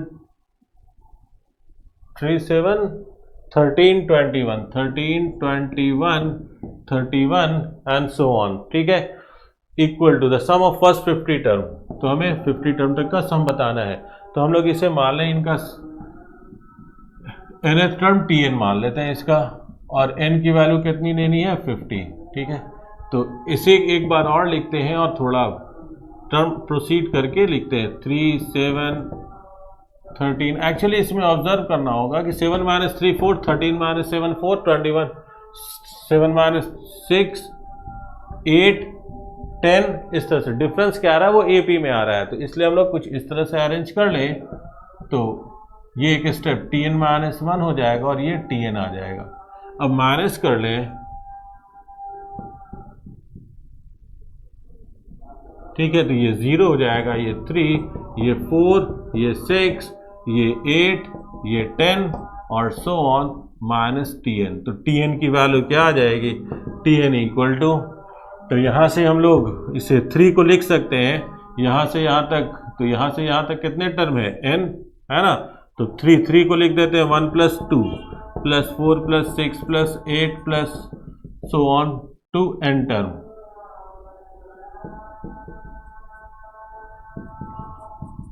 वन प्लस 2 कॉमन ले लें, तो 1 + 2 + 3 plus so on up to n term. ठीक है, तो यहाँ पे क्या आ जाएगा 1 + 2 और इसका summation n × n + 1/2, 2 cancel out, n² + n + 1, तो इसका nth टर्म आ गया n² n + 1। ठीक है, तो सम क्या आ जाएगा, सम हो जाएगा सिग्मा tn की value n × n + 1 × 2n + 1/6, n का समेशन n × n + 1/2 और 1 1 1 n टाइम्स n हो जाएगा। पुट n = 50 और फिर आप आंसर चेक कर सकते हैं, n की वैल्यू 50 पुट कर लीजिए, तो S20/12 12,500 से डिवाइड करके आंसर कर देना है। ठीक है, तो इसका समेशन तो आप आसानी से निकाल सकते हैं, n की वैल्यू 50 पुट कर दीजिएगा, ऐसे ना आ जाएगा, फिर 1250 से 12,500 से डिवाइड कर लेना है। नेक्स्ट क्वेश्चन से प्रोसीड करते हैं। नेक्स्ट क्वेश्चन है, if theta is the angle between the pair of tangent drawn to the ellipse. ठीक है, 3x² + 2y² = 5, 3x² + 2y² = 5। Theta क्या है, angle between the pair of tangent drawn to the ellipse from the point 1, 2, then the value of tan² theta. ठीक है, तो 1,2 से tangent draw करना है, ठीक है, कोई सी इलिप्स पे, इलिप्स का equation x square by 5/3 y square 5/2 equal to 1 है। तो टेंजेंट का इक्वेशन क्या होता है? टेंजेंट का इक्वेशन होता है y equal to mx plus under root a square m square plus b square, ellipse पे तो y mx किस पॉइंट से ड्रॉ करना है टेंजेंट? तो 1,2 से, तो 1,2 से ड्रॉ करना है, तो 1,2 पुट कर ले 2 1 under root a square m square 5/3 m square 5/2, ठीक है, ये हो गया। अब आप 2 minus x whole square 5m square by 3 plus 5/2, ये कितना आ जाएगा? ओहो, x की जगह पुट किया हमने 1, तो x की जगह 1 पुट करेंगे तो ये m बचेगा, और इसे लिखेंगे 2 minus m 4 plus m square minus 4m, ये आ जाएगा आपका 6 10m स्क्वायर प्लस 15, ये बन जाएगा 24 plus 6m square minus 24m is equal to 10m square plus 15, 10m square minus 6m square 4m square plus 24m, ठीक है, और फिर 15 माइनस 24 9, ठीक है, इक्वल टू 0। तो m1 प्लस m2 आपको मालूम हो गया है -6 और m1 इंटू m2 -9/4, ये आ गया है। tan थीटा निकालना है, tan थीटा क्या होता है? Mod of m1 minus m2 by 1 plus m1 m2, है ना। तो अब आप यहाँ पुट कर लेंगे होल मॉड, तो इसे लिख सकते हैं m1 plus m2 whole square minus 4m1 m2 by 1 plus m1 m2, है ना। Sum of the root, product of the root put कर लीजिए, आंसर देख लीजिए, ठीक है। चलिए next question and very last question of today session, ठीक है, हम लोग देखते हैं।